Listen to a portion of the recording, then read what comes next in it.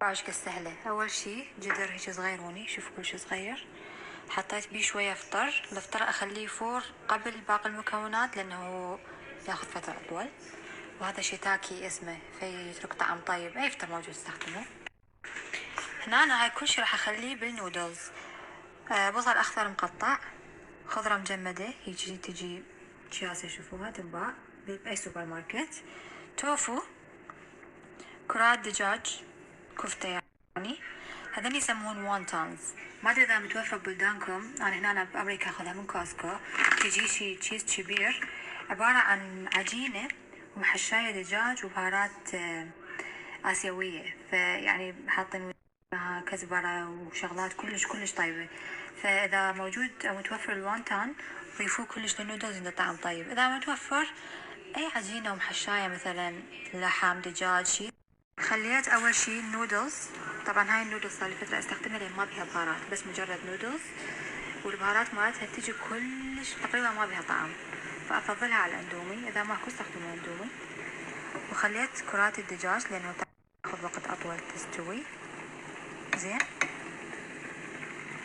لأني صار هنا تقريبا دقيقة. هسه راح أبدي أخلي باقي الشغلات. راح أخلي هاي البا، البصل الأخضر آخر شي، هذه البا، التوفو والوانتان. دائما توقع وحدة. طبعا البارحة قرعت راسي لأنه استخدمت السكينة عبالكم جدر الشخط، فاليوم تعلمت الدرس. أنا أعرف يعني بس أسوي نفسي ما أدري. زين أني هيجي البهارات ما تجت وياه راح أضيفها. راح أخذ صويا صوص. صويا صوص دقيقة. اوكي اسفة الانترنت علق عندي. بس ضفت كل شي سوا، النودلز والدجاج الكرات وهذا كله. بس اخر شي قبل ما تطلعوا الدقيقة خلوا البصل. والصوص اللي استخدمت صويا صوص. استخدموا رشة يصير شوية مالح وذوقوه.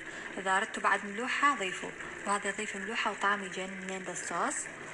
واحب احط شوية حرارة، هذا اسمه سراتشا، يصير صاص حار. اي صاص حار عندكم. حطيت حرفيا نقطة، احب انا شوية حرارة وبس. هسه خلصوها. شوفوا خلصت.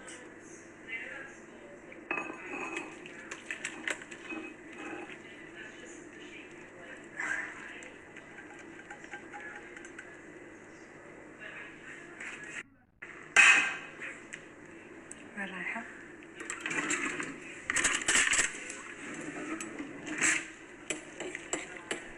واستمتعوا.